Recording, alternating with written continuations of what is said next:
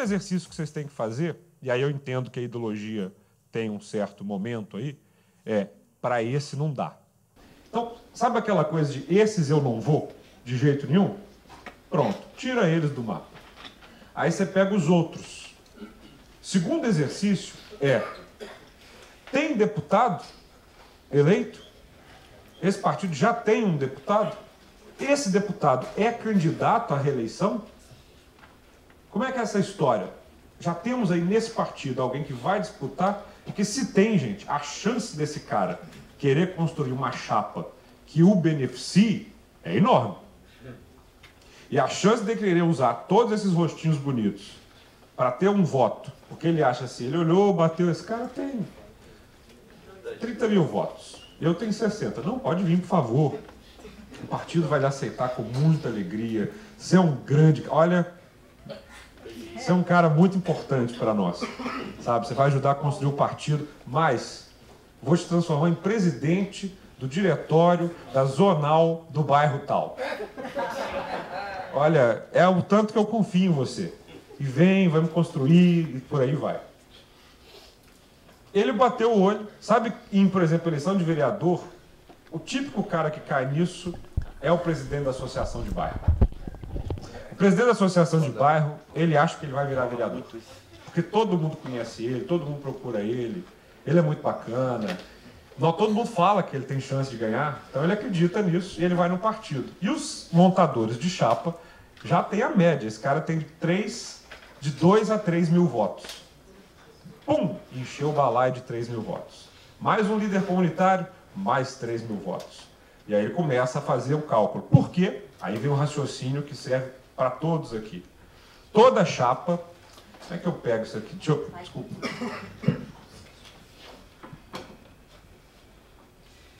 Ensinando os termos aqui para vocês, o jargão da política. Isso varia de estado para estado. Pode ser cobra ou pode ser peixe. Eu vou falar de peixe. Toda chapa partidária tem o que se chama cabeça, corpo e cauda. Todo mundo já ouviu falar disso? Já. Então, a cabeça são os candidatos, geralmente, que já têm mandato ou com muitos votos. Tá? Esses caras têm muitos votos. Então, eles são a cabeça de chapa. É o que se chama. No miolo, no corpo, é aquele candidato que não vai ganhar, mas ele tem um cadinho de voto. Ele vai ajudar a fazer o quociente eleitoral. E aqui no final, não, aqui no final é dureza. Aqui no final, desculpa as mulheres, é onde a maioria dos partidos colocam vocês. Por qual razão? Porque para cada uma mulher, tem 2 homens. Então é fundamental ter mulher na chapa para que essa chapa seja um peixe gorducho. Porque o sistema proporcional funciona assim. Quanto mais voto tem todo mundo, mais cadeiras a gente leva no parlamento. Mas a gente quer voto bastante na cabeceira. A gente quer voto suficiente no conjunto para eleger esse time que o partido leva. E por isso, esse que vos fala defende tanto candidatura independente para que esse tipo de modelo acabe. Por quê? Para fazer uma chapa desse jeito, tem candidato profissional. Tem mulher que cobra para ser candidata. Muitas. E tem várias formas de se pagar. Não precisa ser só por dinheiro. Um candidato contratado recebe a priori ou a posteriori. A priori, ele recebe um bocadinho de dinheiro. Ou a posteriori, a meritocracia também está aqui, ele recebe por cargo. Mas para ele ter um cargo no gabinete do deputado ou em algum lugar, ele tem que ficar na barbatana. Isso, gente, é tudo fruto do sistema proporcional que a gente tem no país. O sistema proporcional gera uma indústria de candidatos.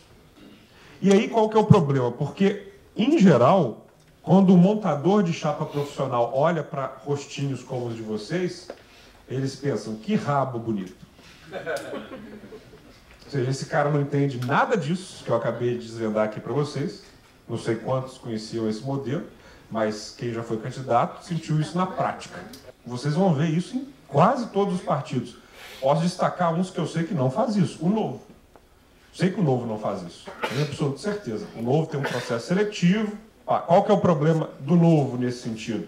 O peixe tem grandes chances de ir muito magrinho. Eu estou aqui falando ainda no momento de filiação. Depois que vocês filiam ali no comecinho de abril, ainda tem uma longa caminhada de desespero até o momento chamado convenção. Aurílio, na minha convenção do PHS, que eu fui escondido, porque né, não queria ninguém me ver num partido e tal, aquela coisa. Eu cheguei lá, porque tem uma hora que você tem que levantar o crachá e falar eu. Tava lá, tinha um carinha que apareceu, Maurílio, na beirada da mesa. Presidente, não leram o meu nome. Isso acontece pra caralho. E eu fiquei, meu Deus, nossa, meu Deus, tipo assim, eu não seria capaz de fazer isso com a pessoa. Ou seja, certamente prometeram para ele que ele estaria na lista dos candidatos, entendeu? Claro, entendeu? Prometeram para ele, e entre os 62 candidatos, esse sujeito não estava. A pessoa que estava na mesa presidindo, olhava para o infinito, e esse sujeito gritando ali, presidente, o meu nome não está na lista. Cara, isso é história que você escuta. O cara prometeu a legenda, ele se filiou, e na convenção ele não estava na chapa. E não tem como trocar o partido mais, porque o prazo de filiação foi 6 meses antes. Vocês acham que isso é uma vez que acontece? Gente, isso é o zero e vezeiro no sistema partidário brasileiro. E eu tenho uma vontade do Brasil se candidatar, sabe, para entender que essas coisas acontecem. Por que a política não renova, né? Porque tem alguém que manda no partido, essa pessoa constrói e pronto. Atenção, você está afiliado, vou dar um exemplo real que fica mais fácil. Gabriel Azevedo fez aquela coisa lá da cláusula de dependência, filiou. E o pior é que eu filiei um ano antes, burro. Mas eu fiz isso porque, vocês lembram que o prazo mudou em 2016, né? Então eu já estava lá, mas filiei e fiquei quietinho. Passou o prazo, beleza, estou dentro do partido. Passou a convenção, meu nome foi lido, ufa. Aí chegou o pior momento. Alexandre Calil, do PHS, candidato a prefeito, quer tempo de televisão. E o coordenador também quer tempo de televisão. Ele estava coligado, PHS. Que bosta.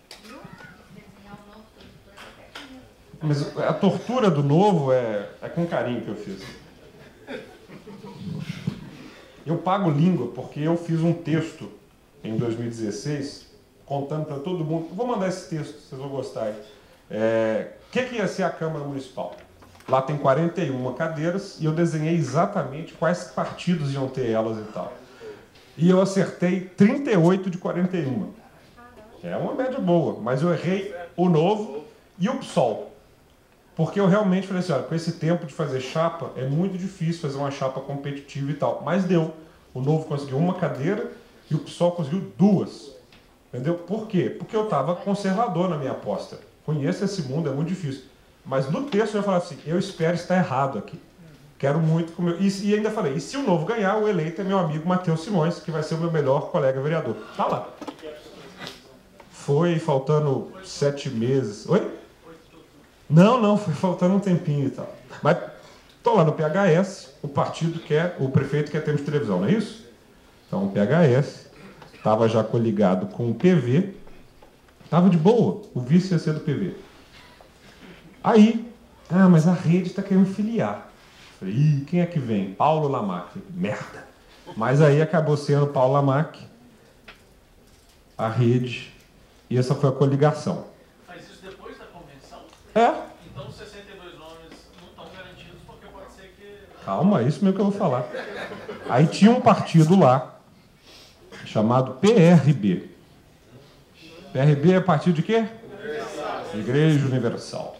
Todo o Brasil, viu? É o partido talvez mais ideológico que nós temos aqui. Mas é real, é verdade. Amém. O PRB, sabe quantos vereadores tinham na chapa do PRB? 2. o pastor Jorge Campeão de voto. e a Marilda, mulher do pastor Lincoln. Vocês vão ver isso tudo. Gente, mas uma chapa só com 2 vereadores pode ser uma ameaça para uma chapa com 62? Sobretudo se esse tem 10 mil votos lá no Cabo do Horizonte e essa tem 8. Eu falei, puta merda, eu tô ferrado. Porque o Calil começou a fazer a pressão dos diabos para coligar a chapa de vereador aqui. E o papagaio, que é por isso que eu queria, né, trazer ele aqui, ele tinha prometido na construção da chapa para os vereadores, os anão, que não ia coligar de jeito nenhum. E só por isso ele conseguiu fazer uma chapa poupuda. Porque senão, você não consegue. Você tem um cara de 10 mil votos, você desmotiva qualquer outro afiliado. Gente, a pressão foi horrorosa. Calil brigou com todo mundo, porque ele fala, por que vocês estão querendo saber de vereador? Vereador e merda é a mesma coisa. Eu falei, oi! Entendeu? Porque o majoritário, ele quer o tempo de televisão. E há muitos partidos, terceira coisa para vocês perguntarem, qual é o nosso majoritário? Qual é o nosso plano de majoritário? Até porque vocês vão ter que ver-se na campanha de algum governador e na campanha de algum presidente. Quem é que está decidindo isso pelo partido de vocês? Eu estava hoje numa reunião com o André Matarazzo. Ele é candidato a deputado federal por São Paulo. O André foi um dos caras ferrados na disputa da prefeitura de Belo Horizonte. Ele era de São Paulo, ele era do PSDB, queria ser candidato a prefeito pelo PSDB. O PSDB deu aquela básica sacaneada tucana, não deu a legenda, foi uma coisa horrorosa para o Matarazzo. Entraram nessa briga tucano-paulista, que é um troço, né, que nunca termina. E o Matarazzo terminou no PSD, vice da Marta Suplicy. Que situação, entendeu? E que fase. E agora ele é candidato a deputado federal pelo PSD. Gente, se o PRB tivesse coligado com o PHS... Eles fizeram prévias que não foi prévias. Não, nem vou entrar em fantasia. Se o PRB tivesse coligado com o PSDB, nós teríamos eleito 4 vereadores. Mas os 4 vereadores eleitos seriam Marilda, Jorge, Gabriel e Hélio da Farmácia. O Wesley da autoescola e o Oswaldo dos animais ia ficar de fora. Eles iam ficar de fora. Por quê? Porque a coligação transforma os 2 partidos num só. Eu sou o Gabriel da bicicleta. Já defino logo para não colocarem outra coisa. Gabriel da bicicleta. Gabriel da internet, isso. Gabriel do Facebook. Vocês notam isso? Vocês podem estar, então, filiados, aprovados na convenção e sacaneados por uma coligação.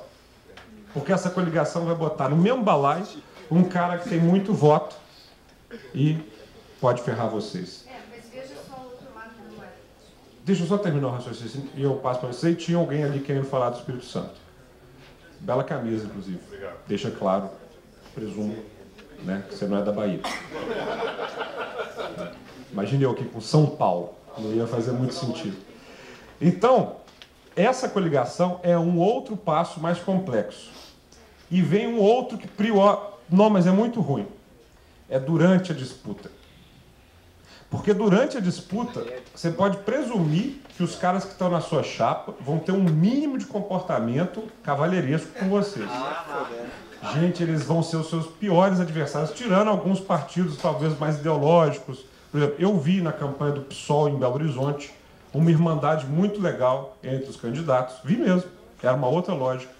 Vi isso um pouco no Novo. Tinha muito candidato do Novo que falava, não, estou só indo pela causa mesmo, eu quero aqui meus 30 votos. Mulheres falam, não, diferente das mulheres que cobram, não, eu estou sendo candidata para ajudar.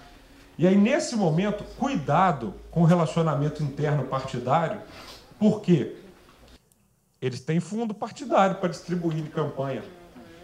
É na conversa de agora, você vai perguntar, que quinhão é meu? Que quinhão é meu? Nosso amigo do PPS tem a chave do cofre. Entendeu? Eu acredito que ele vai ser muito generoso, entendeu? Ele vai distribuir tudo de maneira muito equânime. Não é, não? Sim. Sim. E aí vocês têm que entender o seguinte, o que é o meu tempo de televisão? É muito pequeno o tempo de televisão do proporcional, mas existe.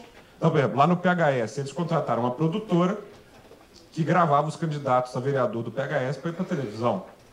Eles davam material de campanha, de adesivo, para os candidatos. Tudo isso é na hora da construção da chapa, viu? E aí, vou ter quantos santinhos? Vou ter quanto disso? Eu não estou falando para vocês fazerem nada, viu? Eu só estou dizendo a vida como ela é. A vida partidária como ela é desse jeito. É nesse rio que vocês vão nadar, não em outro. Gabriel, nem todo mundo vai para a televisão, não é todo partido coloca todos... Sim. Eu estou falando que no meu caso, o PHS, eles deram 6 segundos para cada um. Gabriel Azevedo, fazer diferença, 31, 0, 31. E o que você viu? Nada. Mas era o meu tempo lá na televisão. Eu fui para não parecer... Nem quero. Sabe, fingir, não preciso de televisão. Fui, gravei. E ainda fiz piada disso. O que bombou foi o vídeo que eu gravei das tentativas de eu colocar alguma mensagem em 6 segundos. Entendeu? É cômico esse negócio. Sabe aquela coisa? Gente, olha aqui o que eu vou ter que fazer agora. E deu um vídeo de 1 minutinho que rodou os WhatsApp contando a ironia do que é ser candidata proporcional na televisão. E tem a pessoa que vai dizer em que horário cada um vai passar, quem vai passar na novela, quem vai passar só de tarde, quem vai passar... Tudo isso. E o pior, tem outra coisa, né? Para fechar e passar para perguntas. Tem também a participação de vocês na campanha majoritária. Por exemplo, eu não podia aparecer na campanha do Calil, porque eu gerava a ciumeira completa nos outros candidatos. E, na verdade, me atrapalhava, então eu também nem fazia questão. Mas, vocês já viram aquela coisa, candidato está lá, e vem aqueles seguradores de cartaz. A meta dele, que o número de um candidato a deputado federal apareça numa foto em algum jornal. Vocês já viram isso? Esse cara ganha um bônus de R$250. Apareceu aqui, ó, no candidato, 500. Aí fica o candidato a prefeito, o governador caminhando, e aquelas pragas com as deputadas atrás, porque eles ganham pela foto no jornal. Então, falei 4 momentos aqui. O jogo da filiação, o jogo da convenção partidária, o jogo da coligação e o que o partido oferece para vocês enquanto a campanha está rolando. 2 perguntas bem específicas. Datas, qual é a data da convenção e qual é a data da coligação? Ou é mesmo? Não tem data. Você tem o limite. Data Os limite? partidos podem organizar convenções, até não lembro agora qual dia. Tá? Mas isso vocês vão receber amanhã da direção. E a coligação é outra data ou é mesmo? A coligação é a mesma coisa, ela pode ser firmada a qualquer momento, mas até o registro da chapa. Que é a mesma data? Não, são datas diferentes. Convenção, registro são datas diferentes. Pergunta. Amanhã a palestra de direito eleitoral vai tratar disso. E segunda, os candidatos a deputados federais não estão vinculados à coligação da majoritária estadual, certo? Depende. Aí é o acordo do partido. Mas podem ser pode estar diferentes. diferente, com certeza. Perfeito. O que é uma coisa também bem brasileira. Né? Vamos continuar aqui. Tinha a sua pergunta. A minha pergunta é basicamente na questão da montagem da chapa e na nossa análise, se vale fazer algum tipo de análise, quem vai para a federal e quem vai para a estadual, e aí optar por isso, olha, tem um bom puxador de voto para a federal, vou fazer casado com ele na estadual, ou vice-versa. Sabe que ontem eu estava conversando com um amigo de vocês, que falou assim, olha, Gabriel, meu coração está transbordando, porque eu não sei se eu sou candidato a estadual, eu não sei se eu sou candidato a federal, por causa da coligação, e ele começou a me dar 1000 explicações, sabe? Aí eu falei, filho, conta para mim, o que você quer ser? Aí ele soltou assim, eu quero ser governador.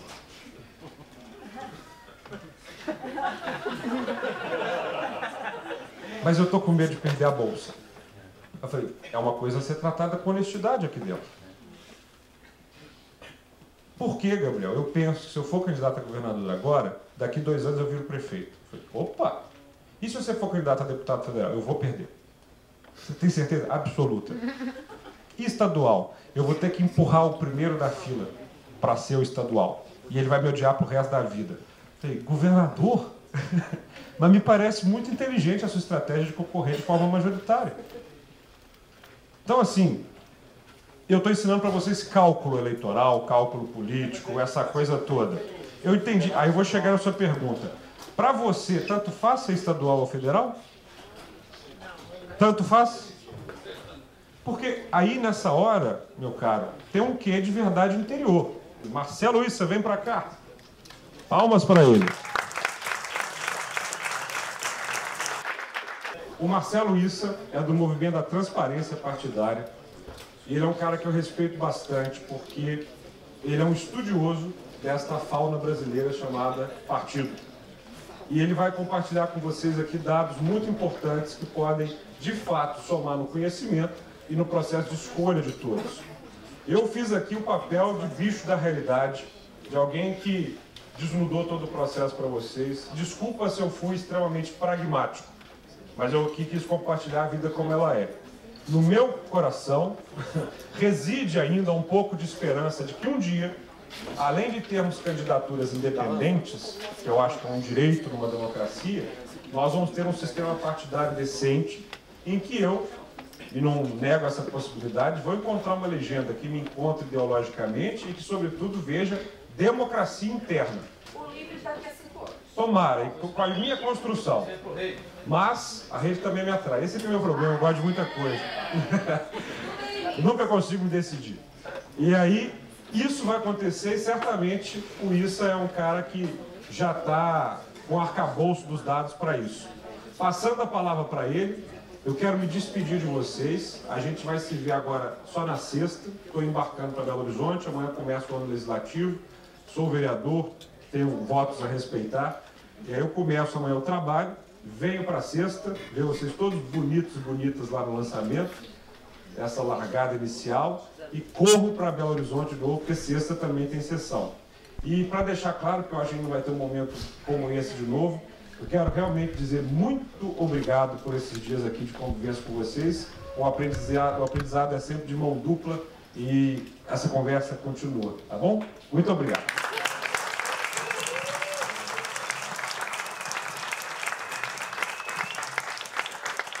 Eu queria começar fazendo uma pergunta que é também uma provocação, assim.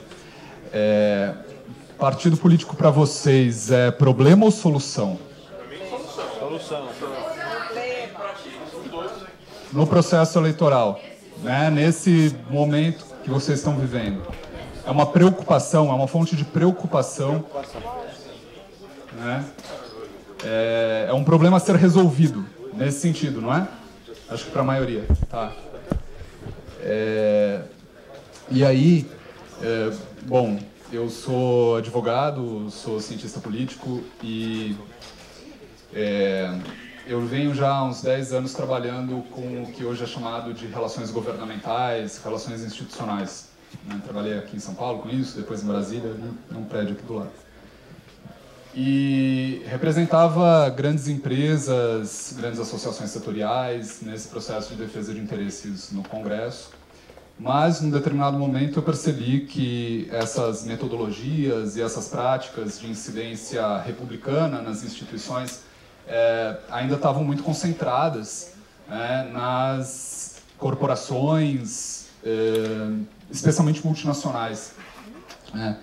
Então, eu fundei há 3 anos uma consultoria chamada Pulso Público, que se propõe a levar essas metodologias e essas práticas para a sociedade civil, para as organizações da sociedade civil.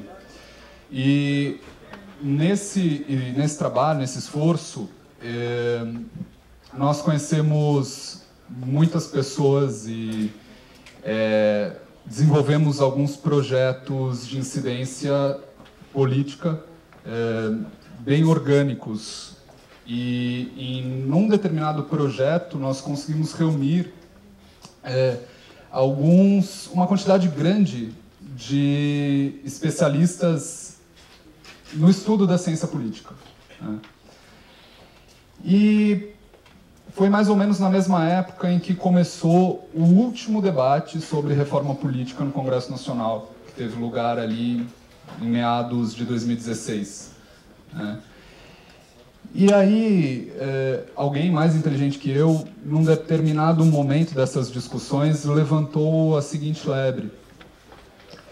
Muito se discute nos últimos tempos aqui no nosso Congresso sobre sistema eleitoral, sistema de financiamento, mas quase nada se discute sobre partido político quando se trata de reforma política, né?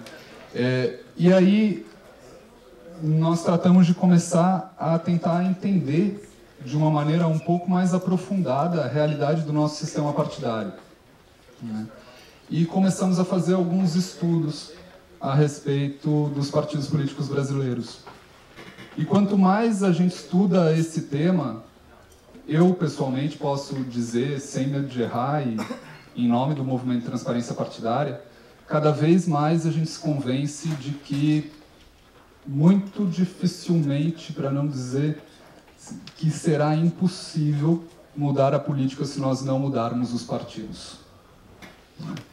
E nesse processo de estudo a gente descobriu que algumas democracias mais consolidadas, como por exemplo Alemanha, Espanha, Portugal, vêm nos últimos 10 anos reformando suas legislações partidárias para criar mecanismos de incentivo à transparência, à renovação e à integridade dos partidos políticos.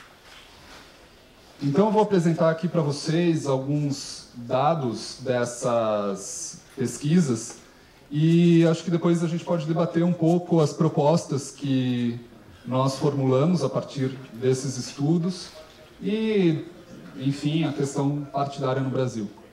Tá? Me orientaram, porque todos são muito participativos, a pedir para vocês aguardarem um pouco a exposição dos dados e a apresentação como um todo, para depois a gente abrir para as perguntas e para os debates, pode ser? Tá.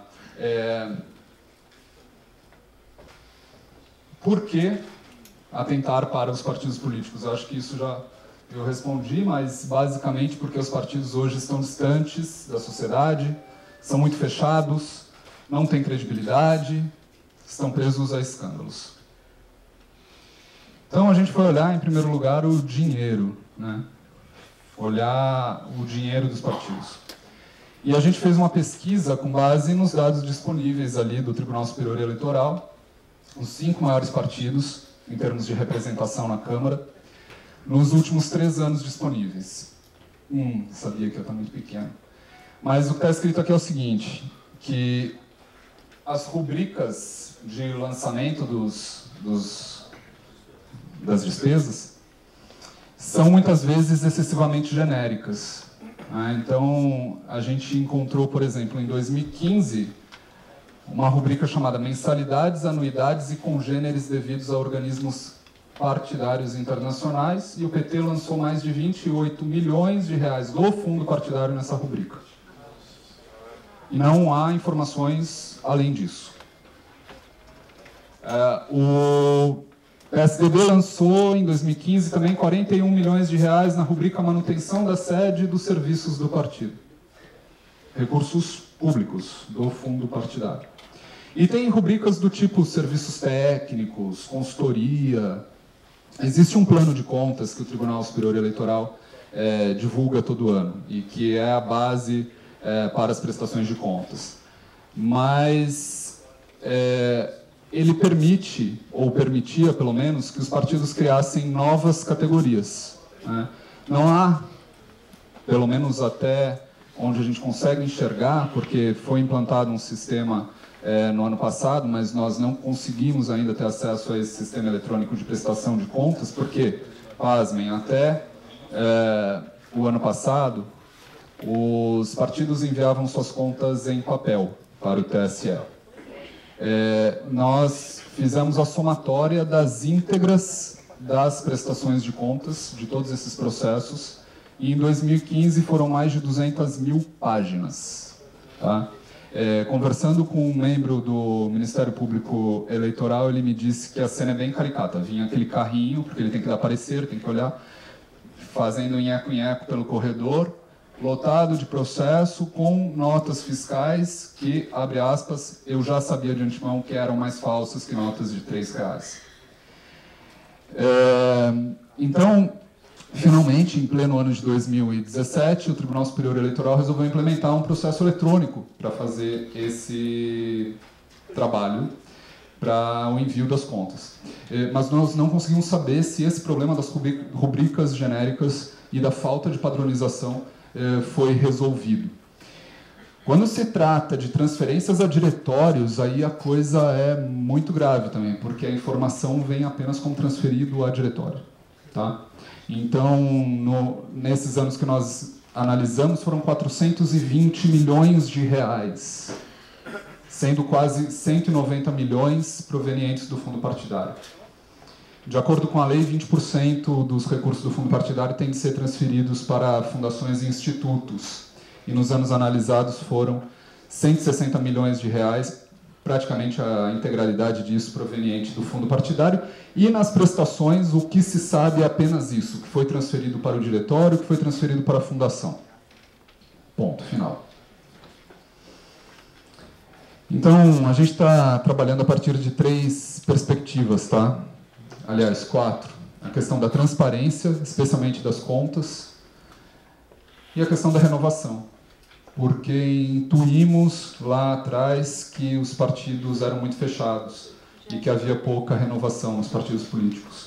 Então nós fomos tentar olhar isso empiricamente, concluímos que, analisando a composição dos diretórios executivos nacionais dos 35 partidos nos últimos 10 anos, de 2007 a 2017, na média 75% dos dirigentes nacionais dos partidos políticos brasileiros são os mesmos há pelo menos 10 anos.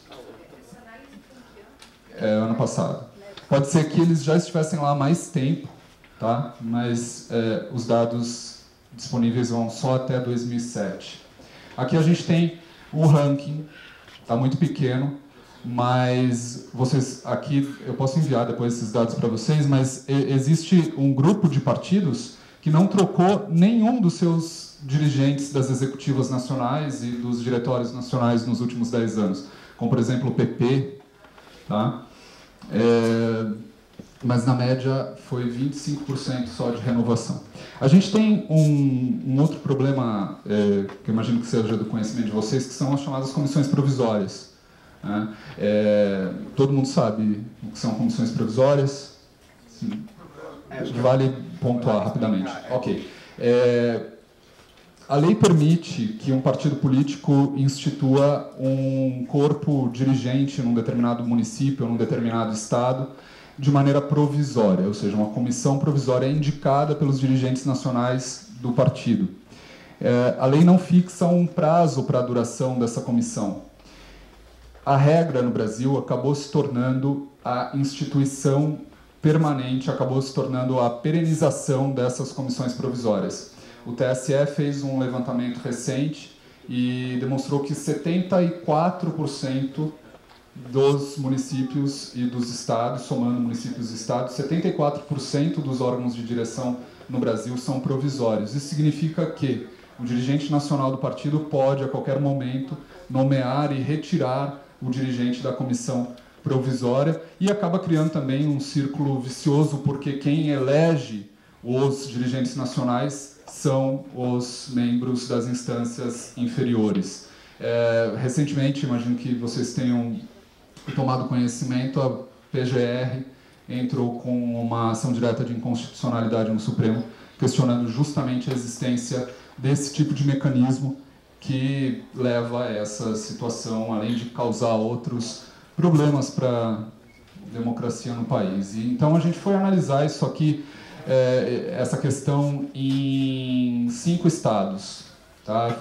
Esse trabalho foi feito antes desse levantamento que subsidiou a ação direta de inconstitucionalidade da PGR, mas aqui estão contemplados os seguintes estados: São Paulo, Minas Gerais, Pará, Bahia e talvez esteja escapando algum, mas como podem ver, enfim, a maior parte dos órgãos eram provisórios. No caso da Bahia, aí você tem quase metade dos órgãos provisórios. No caso de Minas, Pará, Rio de Janeiro e São Paulo. O que a gente concluiu foi que quando na média, né, a renovação das instâncias estaduais fica na casa dos 39%, mas quando a gente olha para as instâncias oficiais, aumenta a renovação. E quando a gente olha para as provisórias, aí baixa para 20%, está faltando o número aqui. Ou seja, a tese de que as comissões provisórias significam um empecilho à renovação, à oxigenação dentro do partido político parece se confirmar. Uma outra dimensão que tem a ver com renovação também é a conexão do partido com a sociedade. E nesse esforço de compreender em que pé estamos com relação à conexão do partido com a sociedade, a gente ouve por bem analisar quem são, buscar entender quem são os filiados aos partidos políticos. Hoje no Brasil, nós temos quase 17 milhões de pessoas filiadas a partidos políticos. E esse número vem crescendo, tá? E vem crescendo na proporção, inclusive, com o número de eleitores. Então, em 2009, 8% dos eleitores eram filiados e agora são quase 11,5%. É paradoxal pensar nisso em face de toda a crise política que a gente vem observando. Aqui a gente tem o crescimento dos filiados por partido, tá? Então você tem o PSOL nesse período de 2009 para cá batendo quase 500% de crescimento, depois o PRB, PHS, PCdoB. E eu acho que cabe uma pergunta aqui rápida para vocês, que pelo menos para mim foi bem surpreendente conhecer esse dado. Qual partido no Brasil vocês acham que tem mais mulher filiada? Percentualmente. É presidido por um homem. Rede? Tá. E o que tem menos?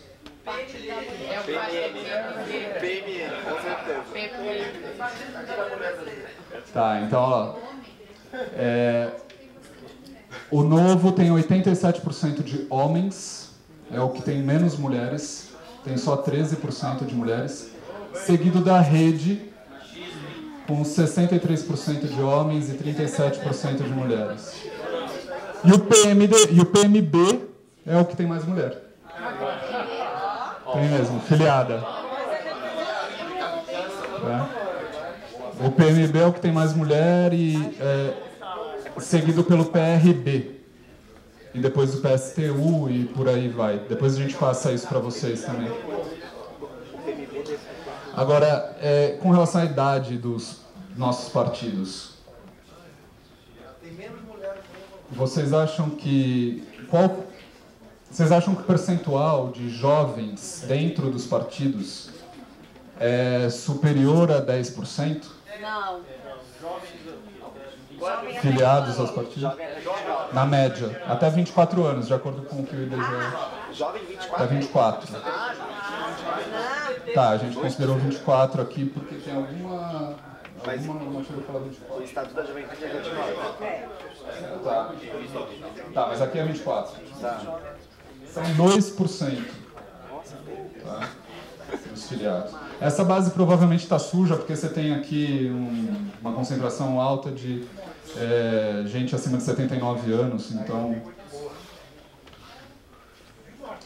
olha aqui. O partido mais jovem do Brasil é o PMB também. Tá? E depois os mais antigos aqui, praticamente, ó, o Partido Comunista Brasileiro tem 80 pessoas até 24 anos, dos 14 mil filiados. E aí a gente resolveu perguntar qual o nível de envolvimento desses filiados com os partidos, né?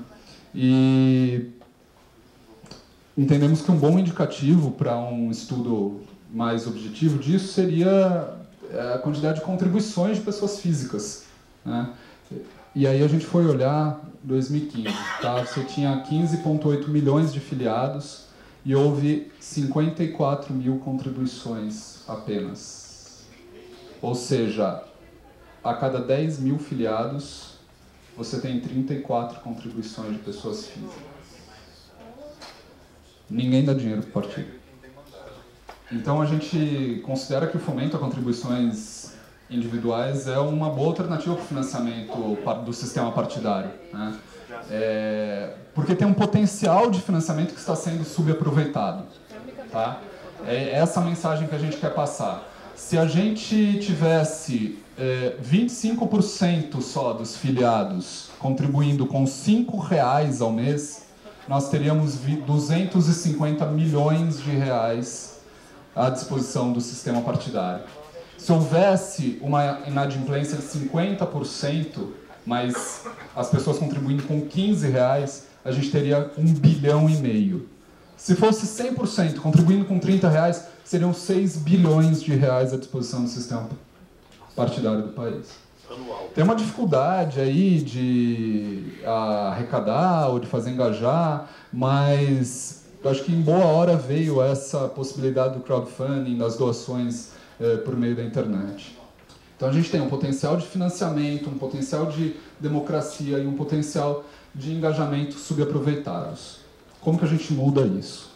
Em primeiro lugar, o que a gente vem defendendo é incrementar a transparência nas contas dos partidos políticos. Nós estamos em contato assim, permanente com o Tribunal Superior Eleitoral para tentar auxiliá-los nesse processo. A responsividade do tribunal não tem sido tão boa como a gente gostaria, mas o que nós entendemos que é um caminho muito promissor e que deveríamos estimular é justamente a publicação autônoma das suas próprias contas por cada partido. Isso tem que ser através de lei ou pode ser através de instrução normativa do próprio tribunal? Como é que uma parte tem de ser através de lei, alguma coisa pode ser feita pelo TSE, muita coisa poderia ser feita pelo TSE e a gente tem buscado estabelecer esse contato com o TSE depois da tentativa, de certa forma frustrada, que nós realizamos no âmbito do Congresso.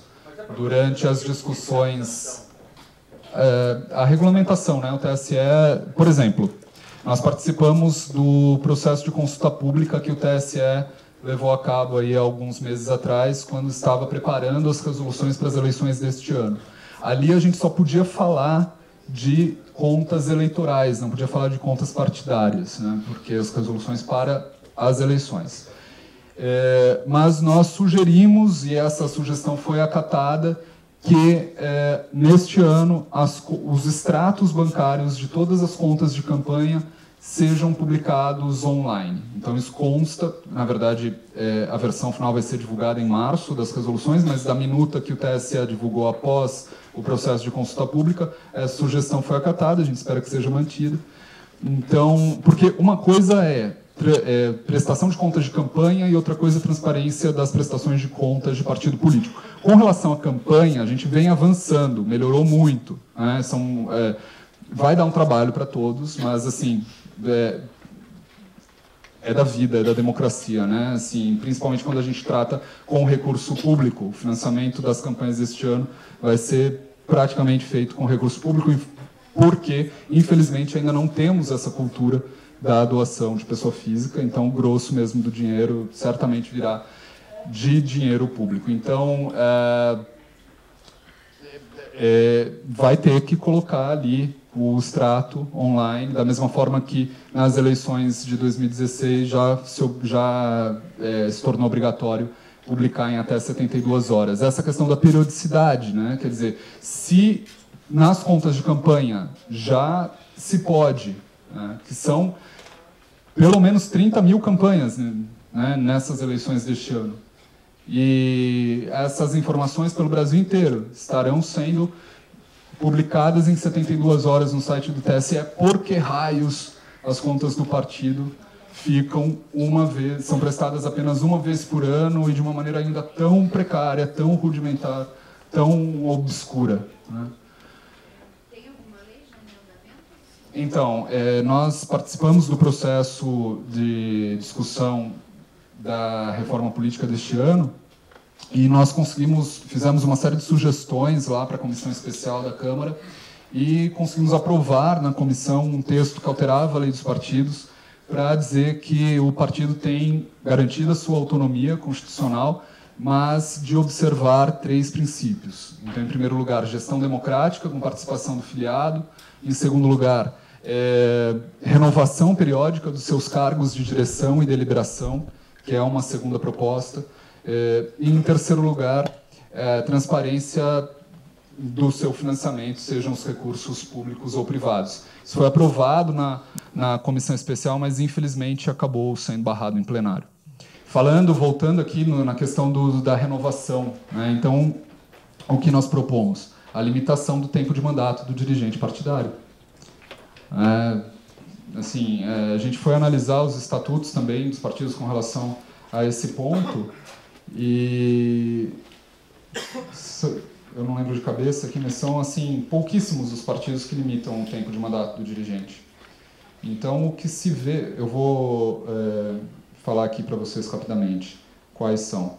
O PT é bem recente, o PSDB,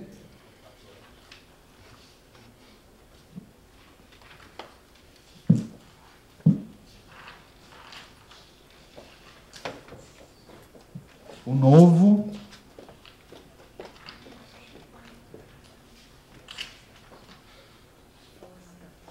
o Podemos e o PSTU. Muitos estatutos falam em recondução automática das suas lideranças, né, dos seus dirigentes. Então, existe uma razão histórica para que a legislação partidária brasileira privilegie de maneira quase absoluta a autonomia dos partidos políticos, né? Ela foi elaborada depois de um período autoritário. A rede também limita, tá? Eu falei, não falei? Não, eu acho que eu não vi. A rede, desculpa. Aqui. Então eu olhei e não falei, desculpa. E aí o que ocorreu é que, enfim, nós acabamos criando feudos, né? Nós acabamos criando